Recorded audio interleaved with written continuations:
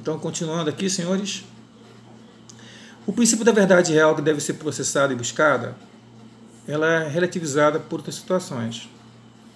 Por exemplo, nos casos que envolvem o juizado especial criminal, aqueles crimes de menor potencial ofensivo, previsto no artigo 61 da 9.099, né? Diz assim: considere esse crime de menor potencial ofensivo aquele cuja pena máxima não ultrapassa 2 anos. Nos crimes de menor potencial ofensivo, é aplicado lá aqueles 3 institutos despenalizadores. É aplicado a composição dos danos, a transação penal e a suspensão condicional do processo. Então, a verdade real não precisa ser buscada nesses momentos, quando, por exemplo, haverá uma audiência de conciliação em que o autor de um crime e o ofendido naqueles crimes cuja ação penal depende de representação, o ofendido abre mão de representar contra o réu por uma questão de acordo, acabou. O fato foi típico, foi indivíduo culpável, porém não foi buscada a verdade real sobre isso. Então, quando ocorre a transação penal entre o promotor de justiça e o autor da infração de menor potencial ofensivo, também deixa de se buscar a verdade real, bastando para tanto que o autor do fato aceite a transação penal.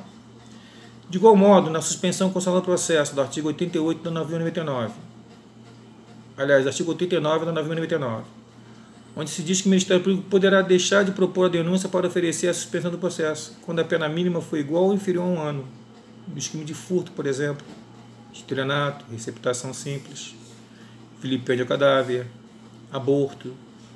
São crimes cuja pena mínima é 1 ano.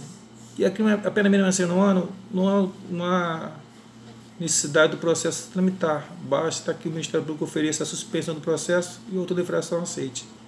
Então, o fato é típico, o juiz culpável, mas não se busca a verdade real para sentenciar o réu. Acontece também na decadência, que é a perda do direito de agir e, consequentemente, a perda do direito de punir. Nos casos da prescrição, também a verdade real não vai ser buscada se o fato já está prescrito. Ok? São as fases que se mitiga a busca da verdade real. O que eu considero mais interessante é nós respondermos a ideia de que a verdade não precisa ser buscada de forma real, ao ponto de permitir que o juiz produza provas no processo.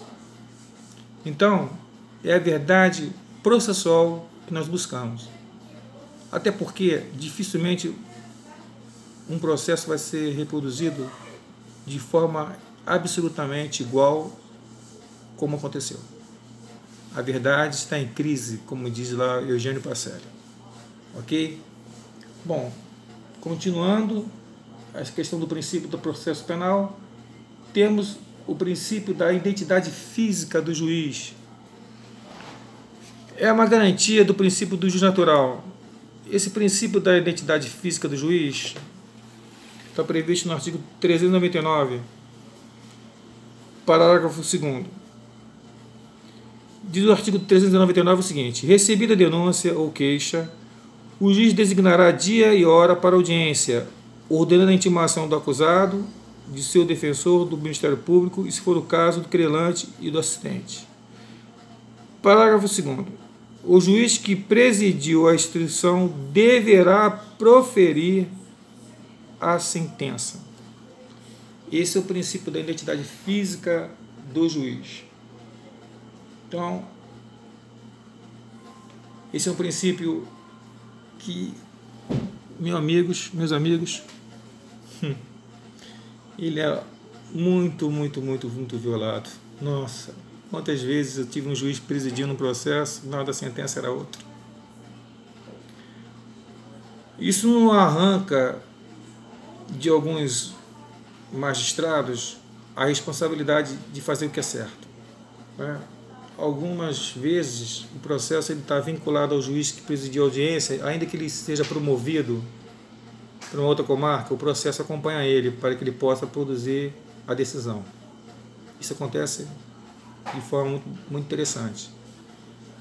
Mas existe um princípio que é o princípio que vem de uma teoria chamada teoria do órgão jurisdicional, ou seja, não se trata de um juiz, se trata de um juízo, que o juiz não fale em nome próprio.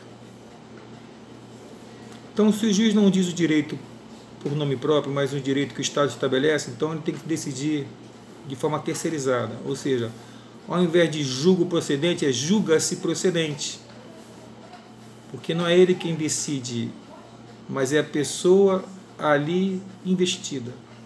Então, pela teoria do órgão, qualquer juiz pode decidir, ainda que não tenha presidido a audiência, ok? Então esse é o princípio da identidade física do juiz. Existe tentativas de anulação de julgamentos quando o magistrado que decide é aquele que não presidiu a audiência. A importância desse processo ser decidido por quem presidiu é justamente garantir o devido processo penal, no sentido de que eu estou diante do princípio da imediatividade. Aquele juiz que está imediatamente próximo da produção da prova. Isso garante extremamente desculpa o neologismo, a cristalinidade do processo. O processo está cristalino, né? Ou seja, vamos ao máximo buscar a perfeição desse julgamento. Então é mistério que, pelo princípio do juiz natural, inclusive, que o magistrado que presidiu a prova seja aquele que também proferirá a sentença. Os mitigadores irão dizer o seguinte: e quando você recorre, quem está decidindo, né, que são os desembargadores de uma câmara ou turma, também não presidiram a prova e têm o poder de simplesmente reformar a decisão. Existe uma contrapartida. São 3 pessoas ali fazendo um acórdão, para justamente ter poder de relativização de um poder absoluto que seria da primeira instância. Então tem uma decisão de primeira instância que vai ser o quê? Reformulada por 3 pessoas, para garantir que aqueles que não presidiram a prova sejam capazes, através de um acordo de 3 pessoas, no sentido de ser unânime ou por maioria, 2-1. Ainda assim eu tenho 2 pessoas aperfeiçoando uma sentença, seja para absolver, seja para condenar. Ok? Esse é o princípio da identidade física do juiz. Bom, senhores, esses são os princípios da prova. Na próxima aula, vamos falar sobre a questão das espécies de prova, ok? Muito obrigado pela atenção de vocês. Acreditem no nosso trabalho. Estamos juntos. Espero que nós tenhamos momentos presenciais, como dito no primeiro vídeo da aula de hoje. E sigamos em frente, porque a conquista nem sempre está no chegar, mas no caminhar. Forte abraço para vocês.